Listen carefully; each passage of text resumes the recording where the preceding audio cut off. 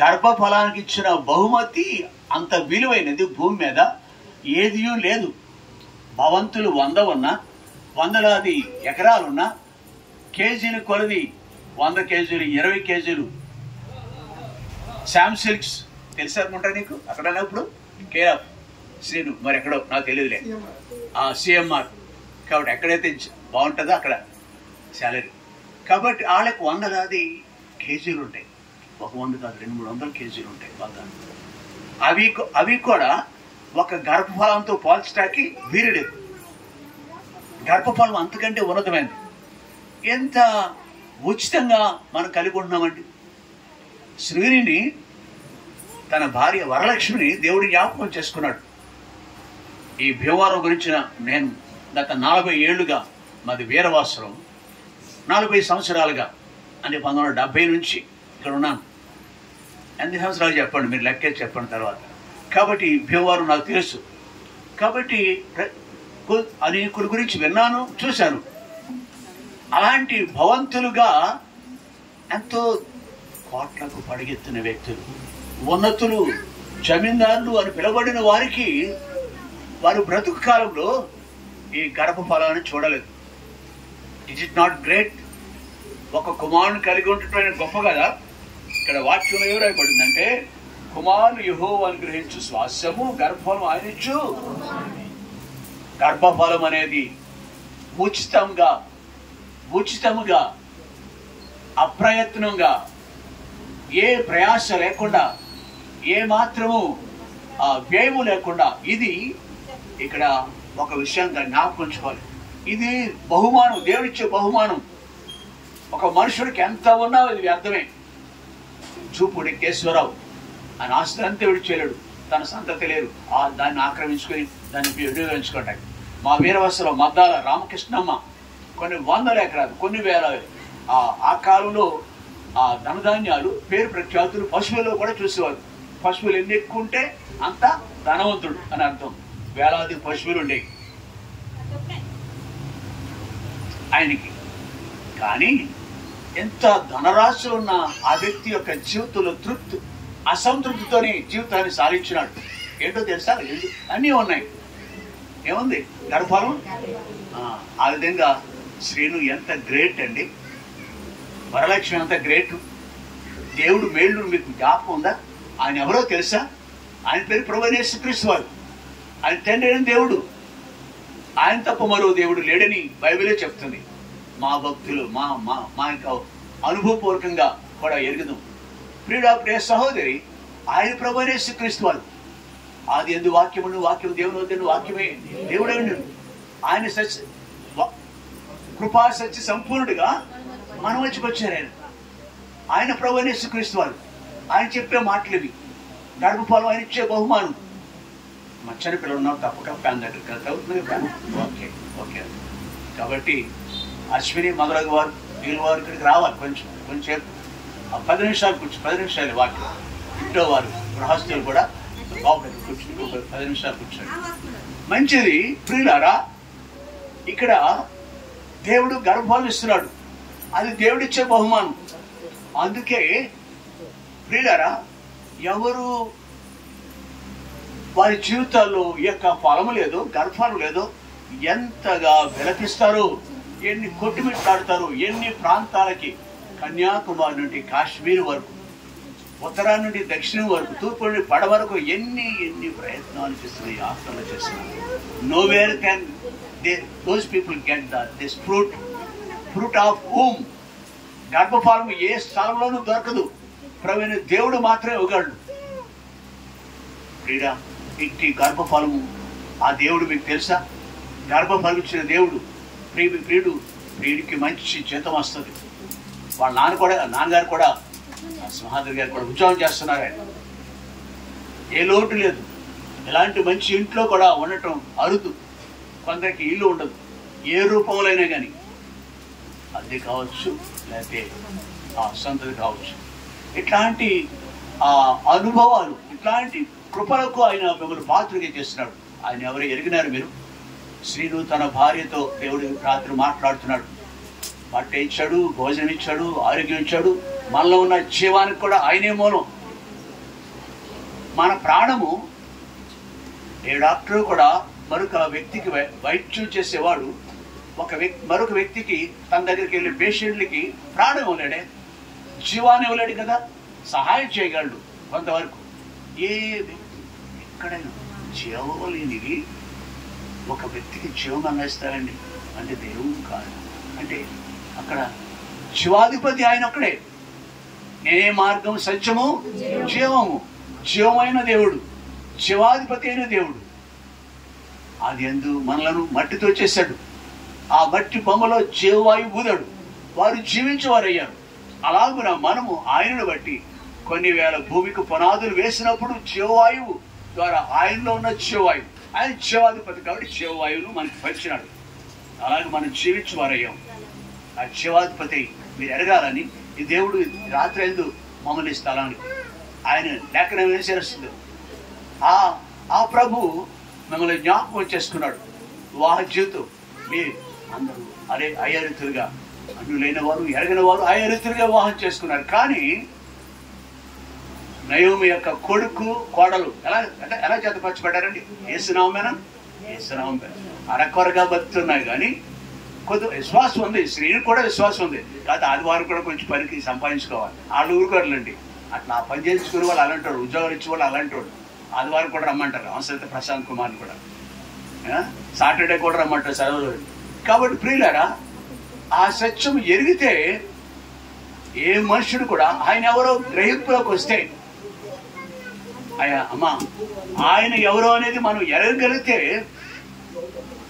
మన ముందు ఎన్ని వజ్రాలు, వైడూర్యాలు ఉన్నా, గొప్ప అంతస్తు, అధికారం ఉన్నా కానీ వాటిని నిర్లక్ష్య పెడతాం.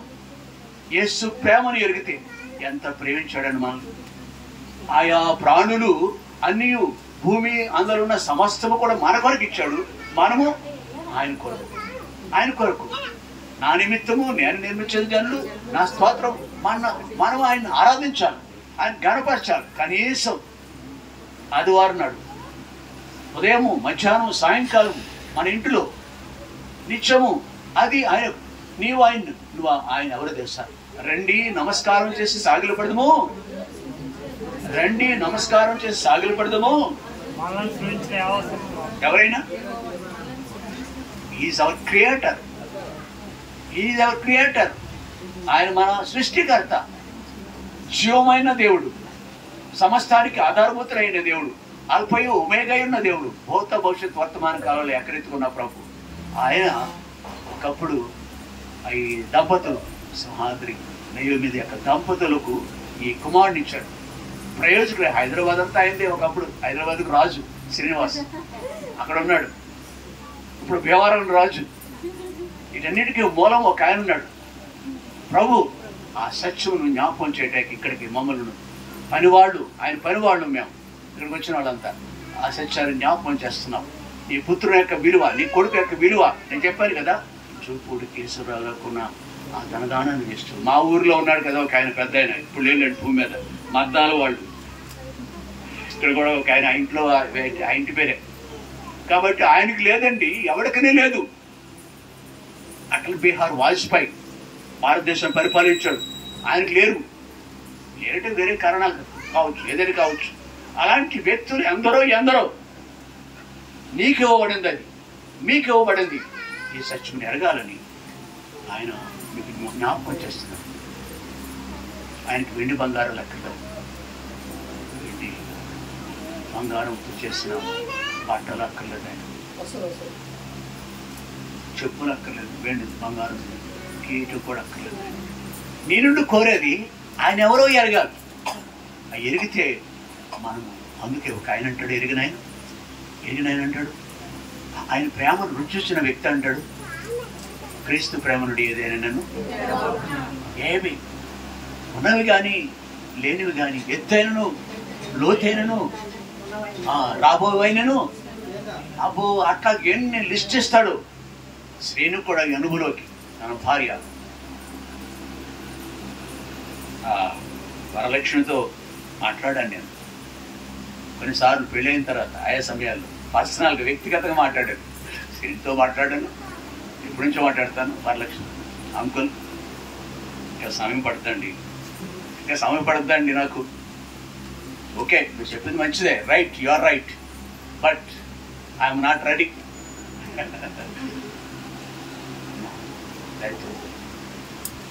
మా ప్రియమైన ఒక ఆయన అన్నాడు, చేతులు జోడించి మీకు చెప్తున్నానంటాడు ఆయన, వాక్యం చెప్పాడు. అలాంటి పరిస్థితుల్లో నేను చెప్తున్నాను, చేతులు జోడించి చెప్తున్నాను నీకు. ఆయన ఎరగండి. మంచి భోజనాలు, డబ్బు ఆయనకు అక్కర్లేదు, ఆయన పిల్లలకి అంతకంటే అక్కర్లేదు. ఆయనకు మీరు కావాలి. ఆయన ఎవరో ఎరగాలి, ఇంకా అంతే. ఆయన ఎవరో ఎరగాలి. ఒక ధనవంతుడు ఉన్నాడు, చక్కయ్య అతను పేరు, కానీ ఆ ఊరు వాళ్ళు ధనవంతుడు అంటారు, కానీ ఆయన దేవుడు తెలియదు. దేవుడు ఎరిగిన తర్వాత నాకు వద్దు, ఈ బంగారు వద్దు, నాకు ఈ బంగారు వద్దు, నాకు నా ఆస్తిలో సగభాగము. ఏంటి ఎలా ఇస్తాడండి? పిసినారి వాడు. పేడలో, పశువులు పేడలో పడిన డబ్బులు సైతం తీసుకునే వ్యక్తి ఈ దానం, నాకున్న ఆస్తిలో సగభాగం బేదరు అంటే డబ్బు దేవుని ముందు ఆస్తి ఇట్స్ నథింగ్, ఇది వ్యర్థం. అందుకే అన్నాడు ఒక ఆయన, వ్యర్థము వ్యర్థము వ్యర్థం, సూర్యుని కింద ఆకాశం కింద సమస్తము వ్యర్థం. ఏంది? ఎప్పుడు కళ్ళు బాగా తేటగా కనిపిస్తాయి, అప్పుడు కళ్ళు బాగా కనిపిస్తాయి. విశ్వాసం అందరికి కళ్ళు కనిపిస్తాయి అనుకోండి. నేను బోధకులు కూడా కళ్ళు కనిపించు, కొన్నిసార్లు డబ్బు మీదకి పోతాయి, కొన్నిసార్లు దాని మీద దీని మీదకి పోతాయి. స్పష్టంగా దేవుడు చూడలేరు.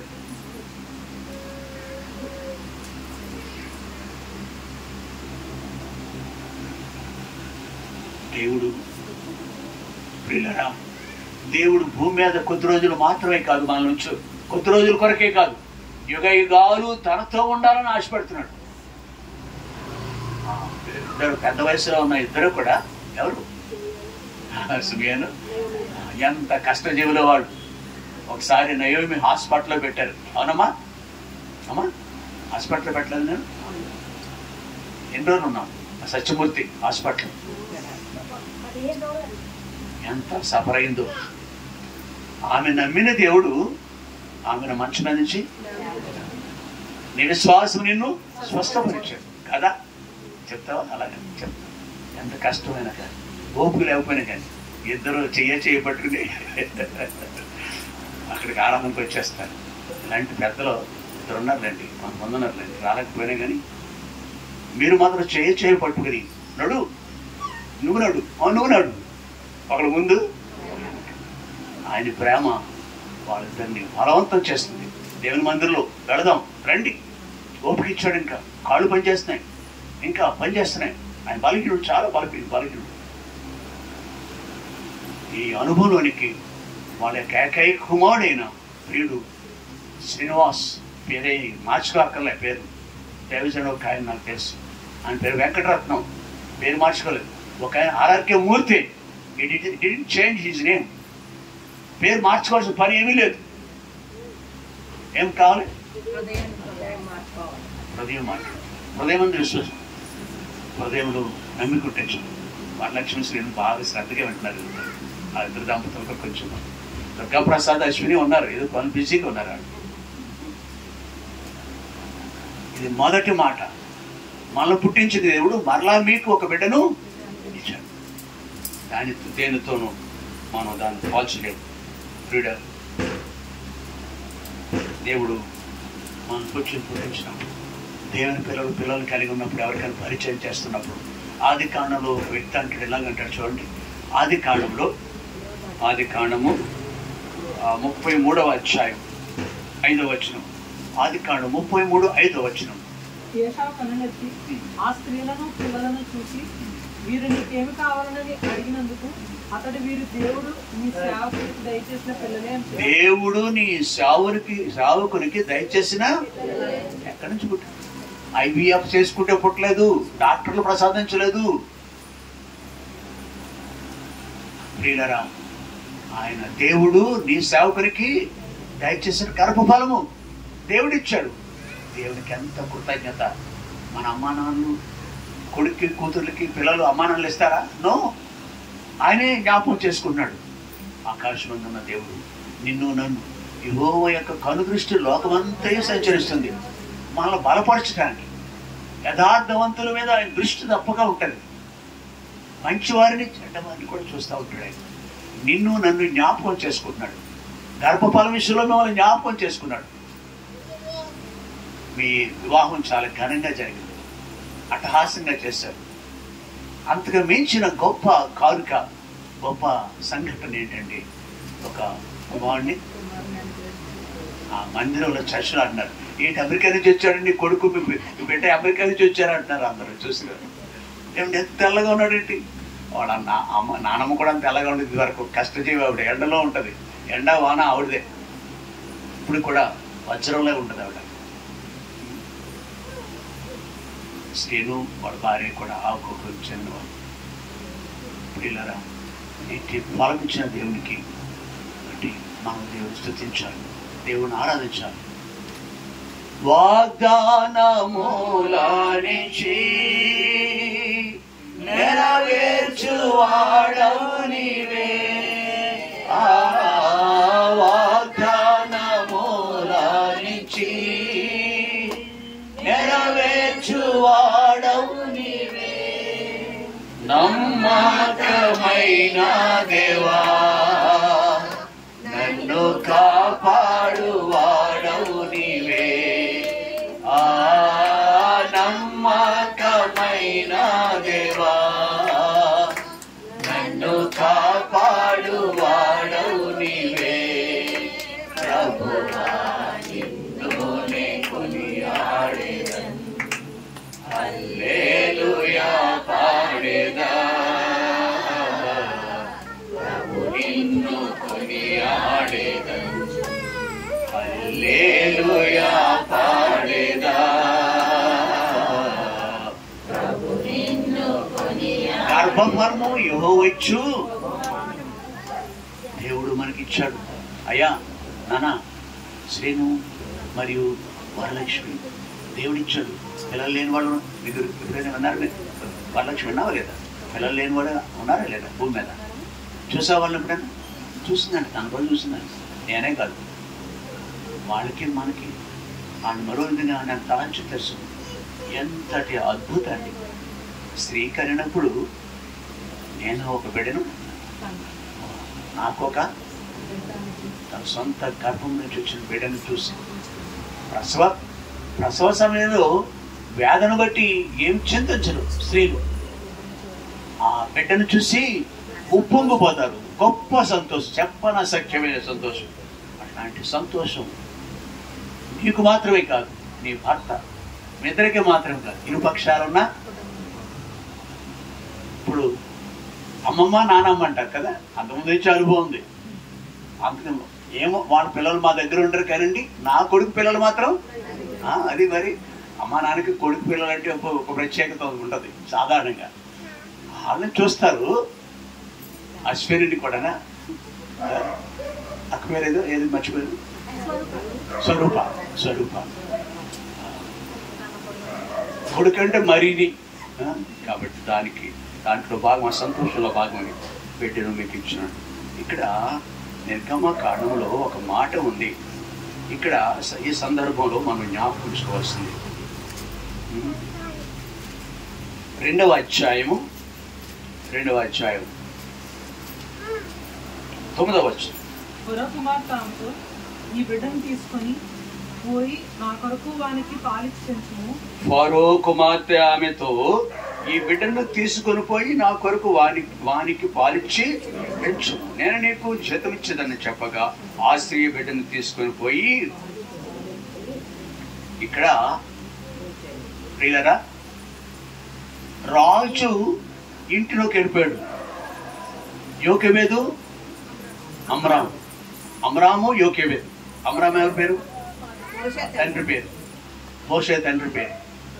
యోకెబేదు తండ్రి. ఇతని బిడ్డ దేవుని కార్యాలు మానవ జ్ఞానానికి అందవు. మన జీవితంలో సంభవించి మానవ జ్ఞానానికి అందవు. నేను ఎందా చెప్పాను కదా, శ్రీనివాస్ ఒకప్పుడు హైదరాబాద్లో రాజు. నిజంగానే అలాగే టీవీగా ఉన్నాడు. ఎక్కడ నీ కొడుకు ఎప్పుడు వస్తారో మరి అడిగేవాడిని చాలాసార్లు. గృహ దర్శనానికి వచ్చేవాడిని. ఇప్పుడు నా కాళ్ళు బలహీనమే కాబట్టి మాటికి రావట్లేదు. హైదరాబాద్ ఉన్న అన్నయ్య గారు నా కొడుకు ఇప్పుడు భీమవరంలోనే చక్కని స్థితి కలిగి ఉన్నాడు, మంచిది. అయితే ఇక్కడ ఒక దేశంలో ఒక రాజు ఉన్నాడు. ఆ రాజు యొక్క ఇంట్లో ఉన్నాడు ఇప్పుడు ఈ బిడ్డ, మోషే అనే బిడ్డ. ఎలా వెళ్ళాడు? సామాన్యుడు. ఆ ఊరిలో ఆ దేశంలో సామాన్యులు యోకెబెదు, అమ్రాము యోకెబెదులు చాలా సామాన్యుడు, సామాన్యమైన స్థితి కలిగిన వాడు. వాడు బిడ్డ ఎక్కడికి వెళ్ళాడు? ఫరో అనే రాజు యొక్క అంతఃపురంలోకి వెళ్ళాడు. ఆమె ఫరో యొక్క కుమార్తె అంటుంది, ఈ బిడ్డను తీసుకొని పోయి నా కొరకు వారికి పాలిచ్చి, బాలింతలు కన్నా తల్లులు పాలిచ్చి పెంచితే జీతమిస్తారంట. ఈ యోకెబెదు అనే తల్లికి జీతం దొరుకుతుంది పాలిచ్చి పెంచితే. రాజు కొరకు బిడ్డను పెంచాలి. మోషేను రాజు కొరకు రాజు యొక్క ఇంట్లోకి వెళ్ళిపోయాడు. వీళ్ళ పిల్లోడే కానీ రాజు యొక్క ఒక మాట చదువుకున్నాం, యెషయా 55:8 చదువు. నా తలంపులు మీ తలంపులు అంటే కాదు, నా మార్గాలు అన. రెండవ మాట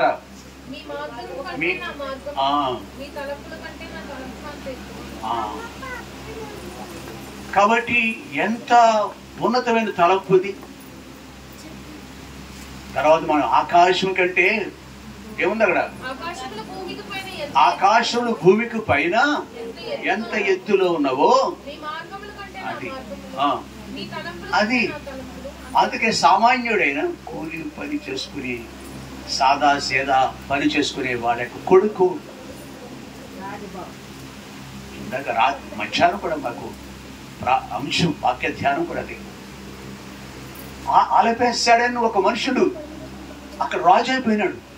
గొర్రెలు కాసుకుని అరణ్యంలో తిరిగినాడు మనుషుడు, రాజుగా మారిపోయినాడు. అనుభవం అంటాడు ఒక మాట, శ్రమనందు ఉండటం నాకు. ఆ శ్రమలు ఒక్కసారి నా తండ్రి ఇంట్లో పడిన శ్రమలు, అక్కడ ప్రాణాలు తెగించి ఆ శ్రమను ఎలుగుబంటిన ఓడించడానికి వచ్చిన శ్రమలు నన్ను శక్తివంతుడు చేసినాయి. అంత శక్తివంతుడు చేసినాయి. దేశాన్ని సహితం ఓడించగల శక్తిమైన ఒక క్రూరమైన మృగము, సింహం కంటే గొప్పవాడిగా ఉన్న గొలియాతును కూడా ఓడించే శక్తి వచ్చింది. శ్రమ, ఆ శ్రమ ఇక్కడ ఉపయోగపడింది. ఇది ఎక్కడ తీసుకెళ్ళింది? అతన్ని ఒక రాజ్యానికి. ఎప్పుడు ఊహించు, శ్రమ దినములు నీవు కృంగిన వేళ, కష్టాలు ఇబ్బందులు వచ్చినప్పుడు ఎవరు కృంగిపోవద్దు. ఒక ఆయన ఉన్నాడు, ఆ శ్రమను మేలుగా చేసేస్తాడండి, లేని దాన్ని ఉన్నట్టుగా చేస్తాడు ఆయన. ఆ సామాన్యుడైన గొర్రెలు మేకలను కాసుకుని మనుషుడు పశువులు కాసిన వాడు ఎలాగా అంత రాజుగా మారిపోతాడండి. నీవు ఆయనకి ఇష్టడిగా ఉండాలి, నీవు అప్పగించుకోవాలి. ఇక్కడ కూడా అదే జరిగింది. రాజు ఇంట్లోకి వెళ్ళిపోయాడు. దేవుని యొక్క సంకల్పం ఇది. ఈ అబ్బాయి తల్లి ఏం చేసిందండి? ఆ రాజు కొరకు పాలిచ్చి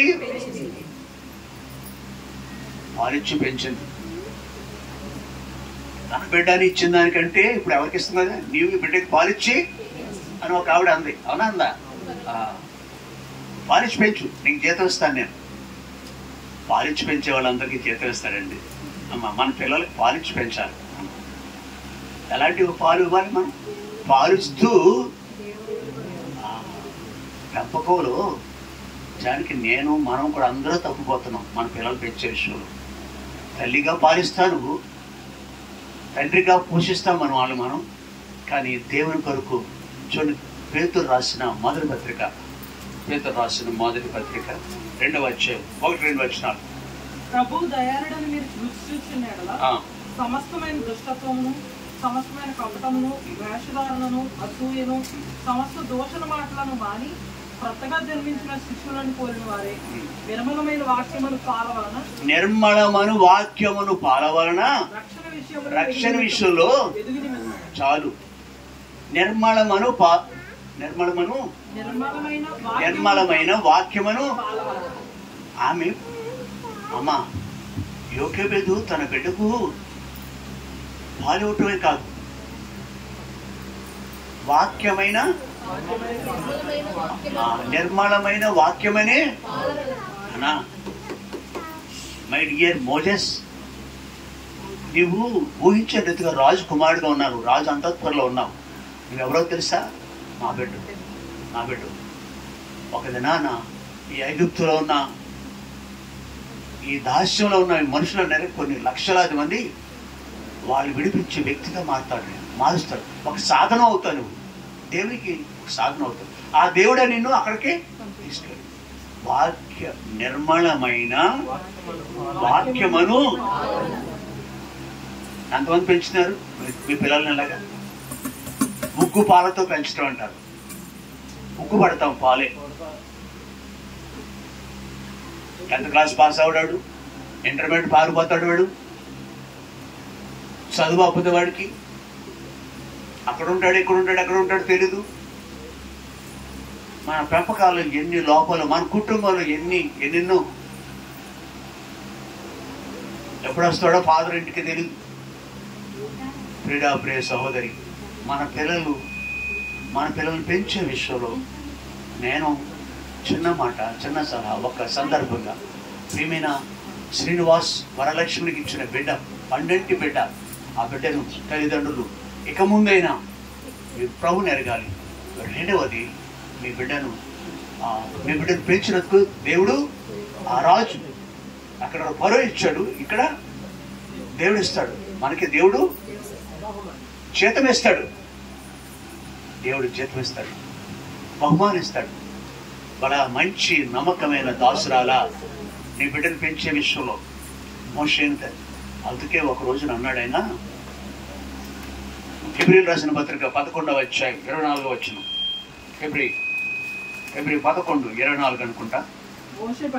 మోషే పెద్దవాడైనప్పుడు విశ్వాసమును బట్టి ఐగుప్తు ధనము కంటే చదువు క్రీస్తు విషయమైన నింద గొప్ప భాగ్యం. పెద్ద విశ్వాసం ఎక్కడ వచ్చిందంటే తల్లి ఉగ్గు పాలతో పెంచింది. ప్రభు ఎవరు తెలుసా నాన్న? మన దేవుడు జీవం గల దేవుడు, ఆయన ఒక్కడే దేవుడు. ఆయన తప్ప మన పితరులు ఇక్కడికి దేవుడు పంపించాడు. మరొకసారి ఒక రోజు రానే ఉన్నది. ఇక్కడి నుంచి మనం మరలా ఆ పాలు తేలు ప్రవహించే కనాను దేశానికి వెళతాం. బహుశా నువ్వే ఒక పాత్రగా ఉంటాం. జాగ్రత్త సుమా. అందుకని ఆయన ఈ తలంపుల ఆయనలో ఉన్నాయి.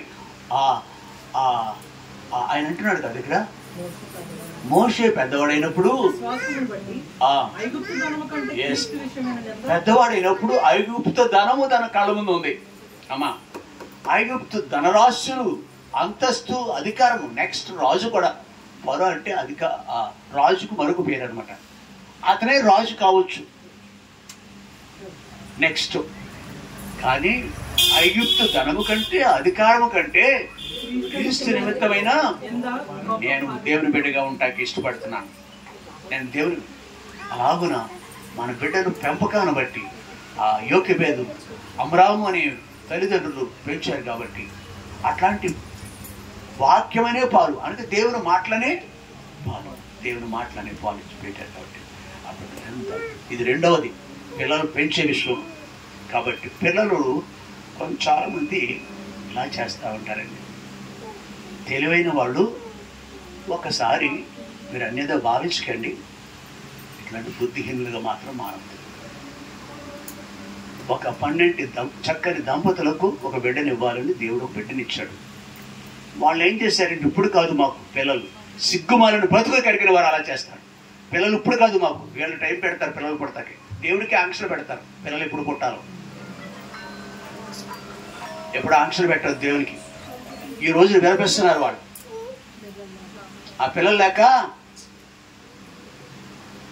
కొద్ది కాలం అనుభవించండి, లోకాన్ని అనుభవించండి, అప్పుడు అందరు కానీ చెప్పే బోధలు.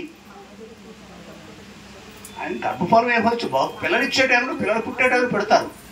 నువ్వు ఎన్ని మొత్తమారినా ఏడ్చినా నీకు పిల్లలు పుట్టిన తర్వాత ఆయన చిత్తాన్ని కనుక మానవ జ్ఞానం మీద ఆధారపడి అలవద్దు. మీరు గర్భఫలం ఇచ్చే టైంలో పొందండి.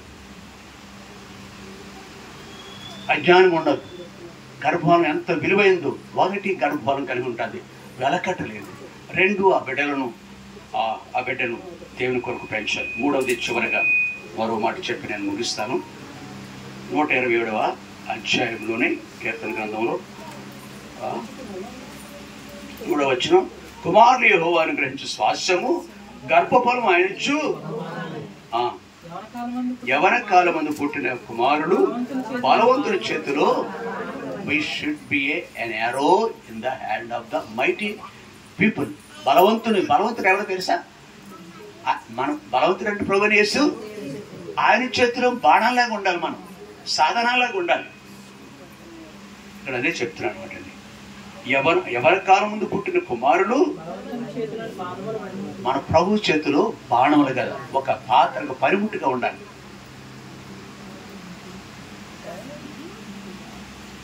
అంటే దేవుని కొరకైన పిల్లలుగా మనము భూమి మీద ఉండాలి. దేవుని కొరకైన పిల్లలుగా. శాంసన్ అనే వ్యక్తి దేవుడు ప్రత్యేకమైన ఉద్దేశంతో పుట్టించాడు. సంసోనిని ఆ తల్లిదండ్రుల పేరు చెప్పారు, మానోహ అనే తండ్రి. మానోహ కాబట్టి మానోహ అనే తండ్రి దర్శనమిచ్చి ఆకస్మిక లేక వాళ్ళ వృద్ధాప్యం వరకు పిల్లలు పుట్టలేదు, ఒక ఉద్దేశంలో పుట్టించాడు. అంటే ప్రతి బిడ్డ విషయంలో ఒక ఉద్దేశం ఉంటుంది, పుట్టించే విషయంలో. అయితే నీవు నేను తల్లిదండ్రులుగా ఒకటి ప్రభు కొరకు పెంచాలి. రెండవది దేవుని యొక్క చేతిలో వాళ్ళు ఎలా ఉండాలి? బాణములుగా ఉండాలి, ఒక పనిముట్టుగా మార్చబడాలి. నా పెంపకం అతని యొక్క అంబులు పొదులు, దేవుని యొక్క అంబులు పొదులు. అలాగన మన బిడ్డలుంటే ఒక స్వార్థకుడిగాను, ఒక పుస్తకం రాసే వ్యక్తి, దేవుని విషయాల్లో రాసే పుస్తకం అప్పుడప్పుడు వాట్సాప్లో, ప్రతిరోజు లేదా అప్పుడప్పుడు నా వాట్సాప్లో వస్తాయి. ప్రభు నమ్మన ఒక వ్యక్తి జర్మనీలో పుట్టాడు, అమెరికాలో పుట్టాడు, ఇంగ్లాండ్లో పుట్టాడు. అతను ఏం చేశాడు తెలుసా? వాళ్ళని గొప్ప సాధనంగా వాడుకున్నాడు. వాళ్ళు ఎట్లాగన థామస్ ఎడిసన్ అనేవాడు కరెంటు బల్బు వచ్చిందంటే ప్రపంచం అంతటికి ఈ కరెంటు వెలుగు రావటానికి అతనే కారణం. 200 సంవత్సరాల క్రితం. అలాగ బలమైన సాధన కాదు అతను, బలవంతుని చేతిలో. థామస్ ఆల్వా, ఆ పేర్లు ఇంకా మీకు చాలా ఉన్నాయి. ఈవేళ కూడా పెట్టాను కదా, పోస్టులో పెట్టేసాను. అట్లా వాళ్ళందరూ ఎవరండి? దేవుని పిల్లలు వాళ్ళు. నీవు నేను కూడా అలా ఏదో ఒక తలంత ఇస్తాను నేను, ఆయన మహిమ. నీకు తెలీదు ఎప్పుడు ఎలాగునా. ఒక ఇంటిలో గృహిణి ఉందనుకోండి, గృహస్థుడు ఉన్నాడు అనుకో, యజమాని అంటారు. ఆయా వస్తువులని ఆయా సందర్భాలు వాడుకోమా. చాకు దాని అంత టైం, కత్తి, సైకిల్, మోటార్ సైకిల్, కారు, ఆయా ప్రత్యేకమైన సమయాల్లో వాడతాం మనం. అలా నన్ను కూడా నిరర్థకంగా ఉంచడు. అర్ధరహితంగా నిన్ను పుట్టించలేదు.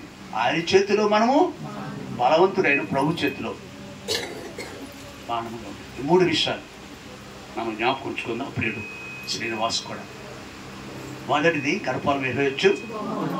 కోట్లాది రూపాయలతో కొనలేని ఆ యొక్క ఫలం అంటే ఆ బహుమానాన్ని దేవుడు ఆలకించాడు. ఆ బిడ్డను వాక్యమనే పాలతో పెంచాలి. మూడవది ఆ బిడ్డ దేవుని యొక్క చేతిలో బాణముగా, బహుమానం అంటే ఏమన్నా పరిముట్టుగా ఉండాలి, బాణముగా ఉండాలి. ఒకే దేనికో దానికి వాడు. సహోదరైతే ఒక పని, సహోదరుడైతే నీకు నియమించిన పని ఉంటుంది. మన శరీరంలో ఎన్ని భాగాలు ఉన్నాయండి? ప్రతి చిటికిని వేళ్ళు నిరర్థకంగా ఉంటుంది అంటారు మీకు. ఈ బట్టలు వేలు నిరర్థకం అంటారు, తీసేద్దాం దీన్ని. దేవుడా ఏదైనా అంటే అర్ధరహితంగా దేవుడు ఏదైనా అవయవాలు పెట్టాడు మనకి. చెవులు కావాలంటారు, చెవులు ఒక్క చెవి చాలు కదా. నాకు చెవి పని చేద్దు, ఒక చెవి పని చెబితే ఇంకో చెవి పని చేస్తుందని 2 ఇచ్చాడు దేవుడు. ఆయనకి ఎంత ఆయన తలంపులు ఎలా ఉంటాయి చూడండి. ఇక్కడ పెట్టుకున్నాడు, గట్టిగా ఏరు పెట్టేస్తుంది. మాకు ఏర్పడదు. నాకు ఏదో జీవితకాలంలో పోయింది. ఒక నాజులు పనిచేయదు అనుకోండి, సత్యం చెప్తున్నాను. ఒక రాజులు పని, ఇంకోటి